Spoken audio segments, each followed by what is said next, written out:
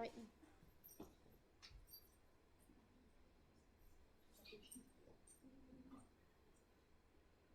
Okay, who all here has used social media? Okay, awesome. I'm Logan, and this is Gabrielle, this is Alexandra, and this is Aaliyah, and we did negative effects of social media. All of us are SIU students, we're all young, we've grown up using social media in most of our lives, and we've all kind of seen the negative effects of it as we've grown used to it and used it a lot per day. We're going to be going over a few different types of effects of social media. The first being cyberbullying, then its effects on the user's mental health, the promotion of unhealthy body types, and the spread of false information. After going over these points, we will go over why we think that people should spend less time on social media. The first reason why we think people should spend less time on social media is because of cyberbullying. This can take many forms, such as personal attacks, harassment, or discriminatory behavior, defamatory information, misrepresenting oneself, spreading private info, social exclusion, and cyberstalking. Cyberbullying is more aggressive than in-person bullying because of the users being anonymous and their lack of seeing the direct impact of their actions. UGA today states that more time on social media leads to the users are more likely to engage in cyberbullying, and if they don't engage in it, they're more likely to experience it. The Pew Research Center conducted a survey, and 59% of US teens have experienced at least one of 6 types of cyberbullying. The most offensive being name calling, and the least being explicit images of themselves being spread without their consent.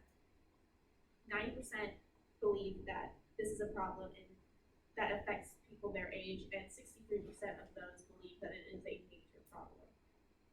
Students in schools believe that teachers are failing at this because most are unaware until a great event happens as a direct result of the cyberbullying. And school counselors are also unaware. Okay, so the next negative effect of social media is the user's mental health. So according to the Pew Research Center, 69% of adults and 81% of teens in the US use social media. Since then, we have seen an increase in social media negatively impacting teens' mental health throughout the years. Using social media can lead teens to a deficit and have long-term negative effects on their overall well-being. They don't usually think. Every day people share their thoughts about other people and other things, and they don't think about how it may affect other people. Social media platforms are meant to be addictive, and they have been linked to anxiety and depression. I know I am not the only one that is guilty of scrolling through social media when I first wake up. I am not proud of my media addiction, but the sad fact is that most of us are. Social media can also lead to feelings of jealousy and media obsession. This media obsession has taken the world by storm. This media obsession that has taken the world by storm is more serious than we believe. Our phones have basically become an extension of our hands, and we have grown disconnected with real life and real people. We have also become desensitized to a lot of things because of so many things that have become a norm because of social media. The earlier teens start to use social media, the faster they are introduced to all of these feelings. It increases the risk of harmful interactions and feelings of being excluded and comparing themselves to others. An example of this on social media is if a group of friends go out to the movie and they post all about it on social media, the one friend that didn't get to go would feel excluded, and they would feel really upset because they weren't in the pictures or any of the posts. And this could create altercations and drama in a friend group. Social media puts a distorted lens on reality. Creators put filters on everything, and we are distant from their actual everyday reality. We can only see what they put out and what they want us to see. Social media users are usually bombarded with influencers posting heavily photoshopped pictures and having a whole makeup and hair team to make them look like they don't have a flaw in the world. Seeing this can be very detrimental to teens' overall self-confidence and in this transitional point of their life.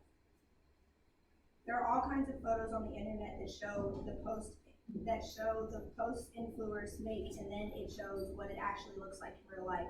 Like this Tana Bojo, it's like an Instagram versus reality.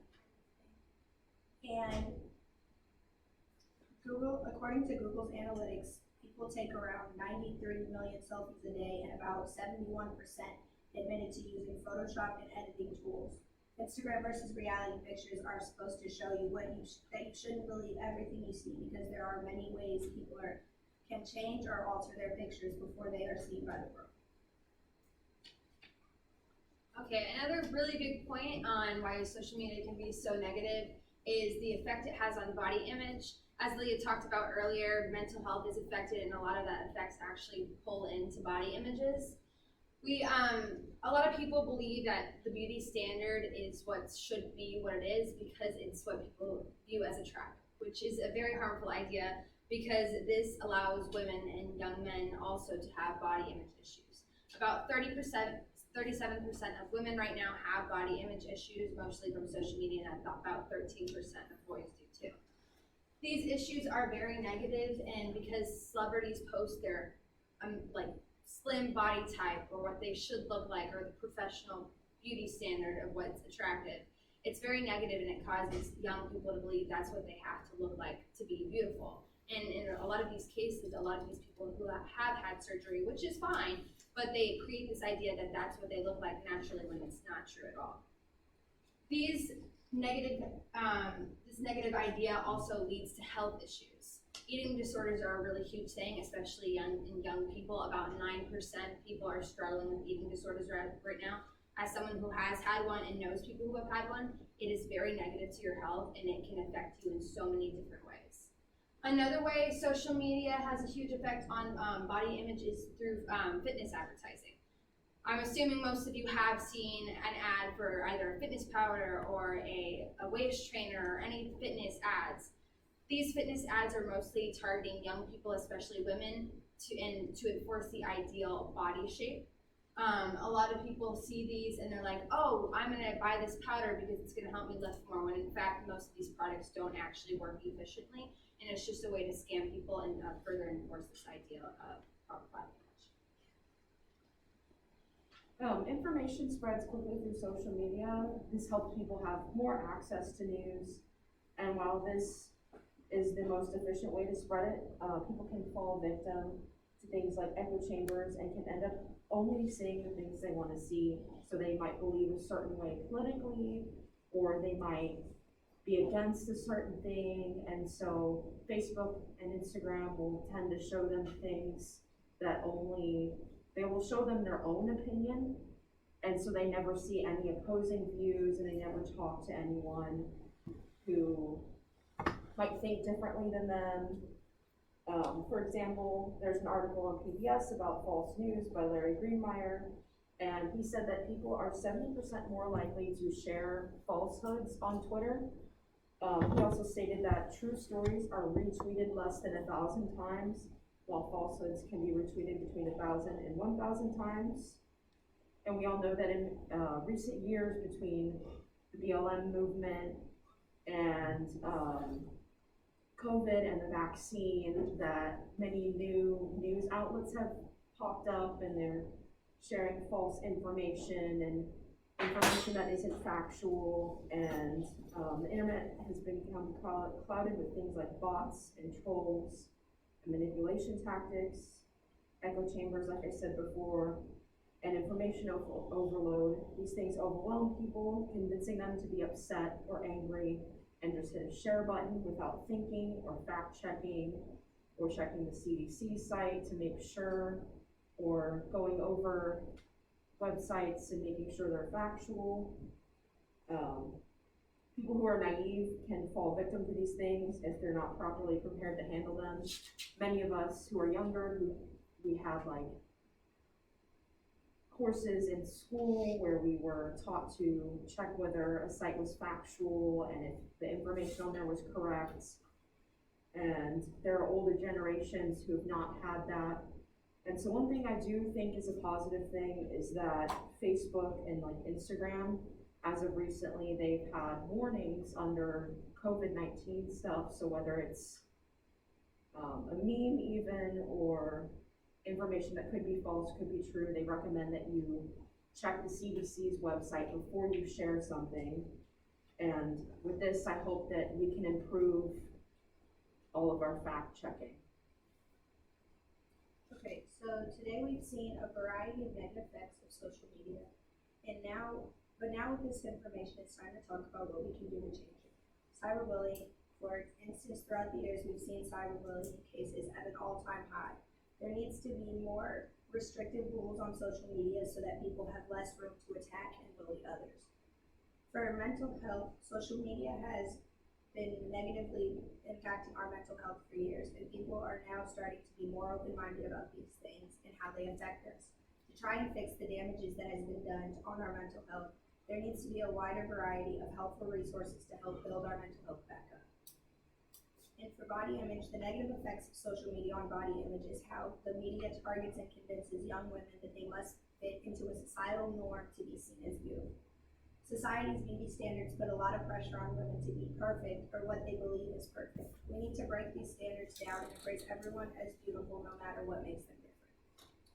There is fake news all over social media, but you should always do your research before you choose to believe something you see.